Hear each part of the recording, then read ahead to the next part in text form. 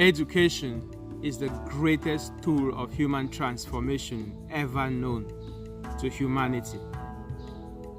Education is the power that equips the human mind to be able to create solutions to the problems we face.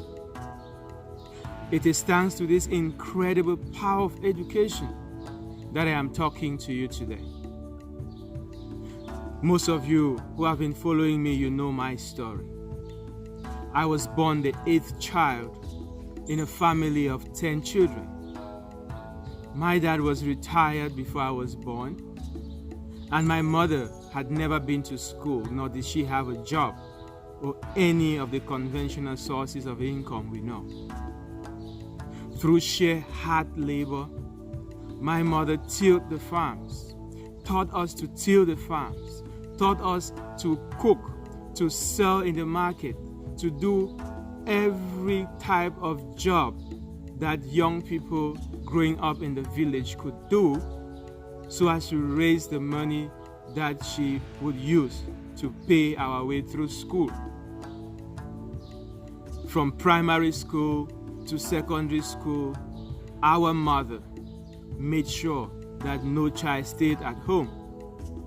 And as soon as a child grew strong enough to be able to carry sand or sell in the market or do jobs, that person became capable of raising money to assist the rest of the family toward this common goal of education. By the time I finished primary 7, it was customary in my village that young people like me would go into Bamenda town, find a workshop, and start learning a trade. The need to earn financial independence was urgent because poverty was the normal standard in our village. So, by the time a young man became an adolescent, he would typically be a mechanic, an electrician, a plumber, a builder, and so on. But I got lucky. I got lucky because I was saved by a young man who also happens to go by the name Lucky. My older brother Lucas was born in Nigeria, and so he was given the Nigerian name Lucky. By the time I was completing primary school, even though I was the best student in my class, there was nobody to send me to secondary school. Lucas had just completed his technical education at Natural Comprehensive College. He had just returned home with his City and Guilds of London certificate in construction. He had just built his 2-bedroom apartment beside my father's house, which stood there as a testament to his manhood. Lucas did something that changed my life.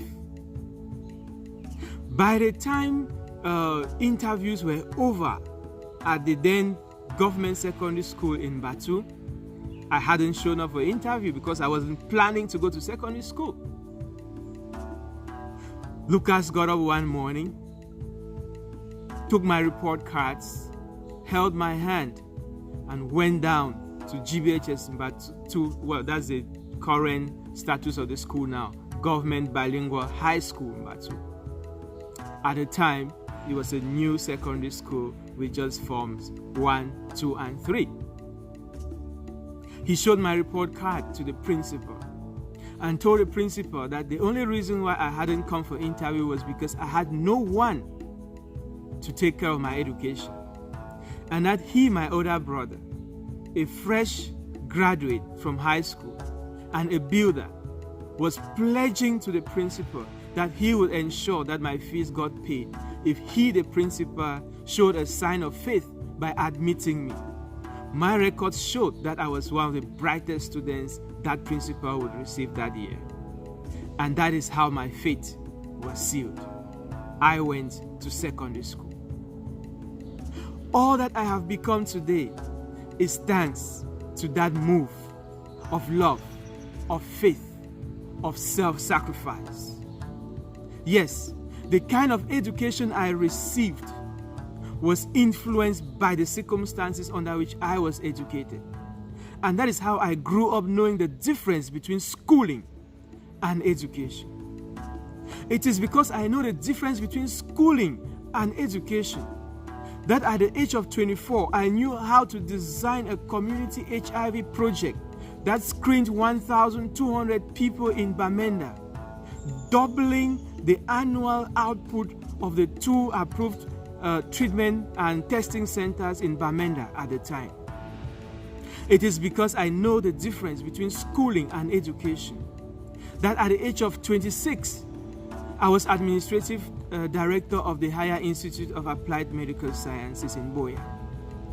It is because I know the difference between schooling and education that at the age of 33, I was dean of the School of Medical and Biomedical Sciences at National Polytechnic Bamenda and part-time lecturer at the Faculty of Health Sciences of the University of Bamenda.